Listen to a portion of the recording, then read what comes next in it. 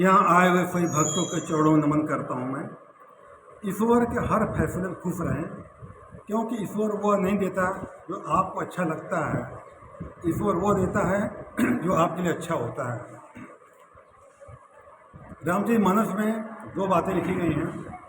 एक कह रहे हैं, कर्म प्रधान कर विश्व रचि राखा, जो जस करहीं सो तस फल चाखा। कह रहे कर्म प्रधान बना दिया गया, जो जस करहीं सो तस फल चाखा। और दूसरी बात क्या आ रही है, तुलसीदास कह रहे हैं, वही जो राम रचि राखा और को तर्क कर बढ़ावे शाखा। ये दोनों बातें कट रही हैं आपस में। ये कह रहे हैं कर्म प्रधान विश्व रचि राखा, और वहाँ क्या कह रहे हैं, वही जो राम रचि राखा। वास्तव में दोनों बातें एक ही हैं। जब यहाँ कह रहे हैं कि वही जो राम रचि राखा, को तर्क बढ़ावे शाखा, इसका मतलब कौन सा राम ने रखा है? वो हमारे राम ने, हमारा कर्म विधाता ही हमारा राम है, हमारा भाग्य विधाता ही हमारा राम है। जो हमने कर्म किया वो फल मिला हमको, वही हमारा भाग्य विधाता हो गया, वही हमारा राम हो गया। यही बात वहाँ आ रही है, कर्म प्रधान कर विश्व रचि राखा, जो जस करहीं सो तस फल चाखा।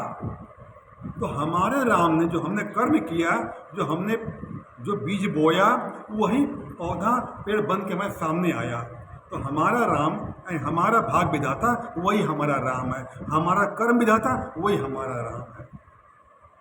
मैं आप सबसे पहले भी कह चुका हूँ, अपने जीवन में सादगी भर दो, किसी बेईमानी मत करो, किसी को धोखा मत दो, किसी को रुलाओ मत, किसी को परेशान मत करो, क्योंकि जो दोगे बढ़ा के मिलेगा। ये प्रकृति का नियम है। धरती में एक बीज गेहूं का बो दोगे, बहुत सारे दाने पैदा करता है। इसी तरह हमारा किया हुआ कर्म हमको बढ़ा करके प्रकृति हमको वापस कर देती है। प्रकृति अपने पक्ष रखती नहीं है, हिसाब किताब बराबर कर देती है। जीवन में दुख सुख धूप और छांव की तरह है, आता और जाता है। लेकिन जो इंसान धैर्य रखता है, वह जीवन में पार कर लेता है। और जो धैर्य नहीं कर पाता है, अपना जीवन बर्बाद कर डालता है। जल्दबाजी में कदम उठाता है तो उसका ही नाश कर डालता है। इसलिए जीवन में जो कुछ हो रहा है, परमात्मा की इच्छा से हो रहा है, ये स्वीकार कर लिया।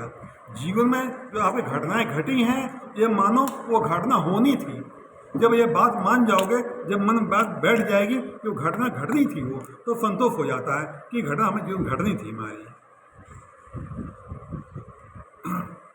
ऋग्वेद कहता है, जो ज्ञानी पुरुष होता है, जब उसको कोई दुख देता है, धोखा दे देता है, अपमान करता है, वो जानता है कि कसूर इसका नहीं है।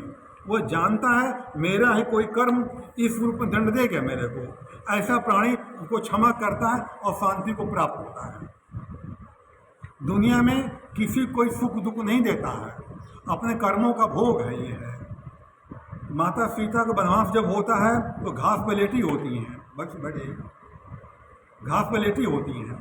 तो निशान लक्ष्मण से कहते हैं कैकेयी ने बहुत अन्याय किया, क्या महलों राजकुमारी और कहाँ जंगल भेज दिया, क्या मखमल गद्दे सोने वाली आज घास पर सो रही है। लक्ष्मण क्या कहते हैं कि काऊ न काऊ सुख दुख कर दाता, निज कर्म सब भोग भ्राता।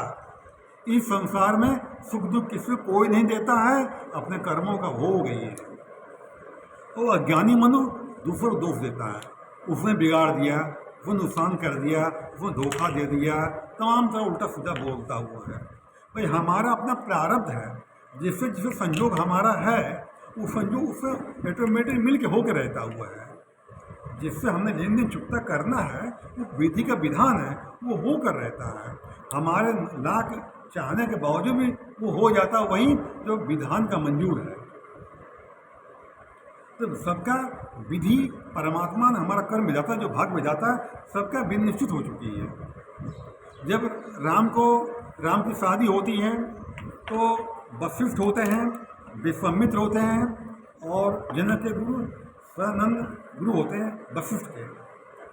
इन राम की कुंडली मिलाई जा रही होती है, भरत वहीं बैठे होते हैं, तो कहते 36 गुण मिल रहे हैं, सब कुछ ठीक ठाक हो रहा है। शादी करवा डालते हैं, तो शादी में होता क्या है, राम का वनवास बचाना पड़ता है, दशरथ मर जाते हैं, सीताहरण हो जाता है।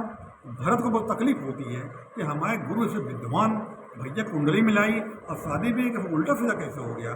तो भरत जाते हैं वशिष्ठ के पास, कहते हैं गुरुदेव आपने भैया कुंडली मेरे सामने मिलाई थी, 36 गुण मिलने सब ठीक ठाक था, इसे उल्टा सीधा कैसे हो गया। तो वशिष्ठ कहते हैं सुनो भरत भाभी प्रबल, मुनि प्रबल है, बिलक कौ मुनिनाथ, जीवन मरण हानि लाभ यश अपयश सब विधि हाथ, विधि हाथ। तो विधि हाथ में है, सब कुछ है। इसलिए आपके जीवन में कोई अगर ऐसा काम है आपके लाख प्रयास करने के बाद वो काम नहीं हो पा रहा आपका, तो साक्षी बन के देखो, दृष्टा बन के देखो, जो हो रहा है वो नियति की मर्जी से हो रहा है, मत हाथ डालो उसमें। मेरे पास तमाम लोग शराब छोड़ने के लिए आते हैं। यदि एक बुढ़उआ है और कहने लगा मेरा लड़का मेरा दारू पीता है, वो कैसे छोड़ेगा, हमें उसको आना पड़ेगा। वो कहता वो लड़का आएगा नहीं। हमने वो बड़ा परेशान करता हुआ, हमने बुढ़ऊ से कहा, बूढ़े आदमी से कि 3 दिन समझा देना बेटा दारू मत पियो, खराब चीज़ है, शरीर बर्बाद होता है, धन बर्बाद, समझा देना उसको। 3 दिन बुढ़ऊ ने समझाया उसको, लड़के को। 14 दिन उन्होंने फिर दारू पी के आया। अब मैंने उससे कहा था 3 दिन समझे फिर मत बोलना, छोड़ देना उसके ऊपर, उसका कर्म वो भाग वो जाना जा करके मैं कह दिया। 3 दिन उन्होंने समझाया, उन्होंने 14 लड़का फिर पी के आ गया। अब बुढ़ऊ गुस्सा है, उल्टा सीधा बोल दिए। जब हमने नशे में था पकड़ा गिरेवान बुढ़ऊ का दीवार में भेड़ दिया, 2-3 में भेड़ दिया, यहाँ फट गया, 5-6 टाँके लगे। मेरे पास आए, मेरे पट्टी बांध कर, मैं क्या हो लौंडे ने मार दिया। मैं क्यों मारा, लौंडे का गाली बक दी, तुम्हारी गलती ना। जब मैंने कहा कि मैं कह के छोड़ दो उसका भाग वो जाने, कर्म उसका वो जाने, तुम क्या माथा पच्ची करो भैया, उसका अपना भाग्य है, वो है खुद भोगेगा, क्या परेशान हो रहे जा करके।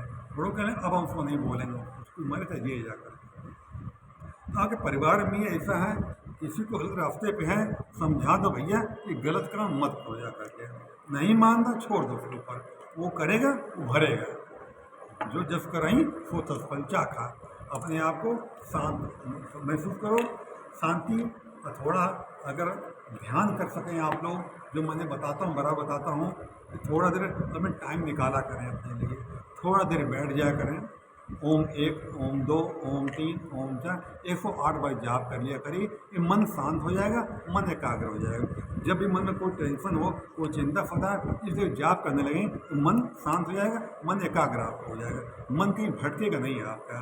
मन बहुत चंचल है, ये भगाता रहता है और मन परेशान करके अपना मौज लेता रहता है, परेशान किए रहता है। ये मन के बहकावे मत आइए, इसको आइए। इसी बात में विराम, धन्यवाद।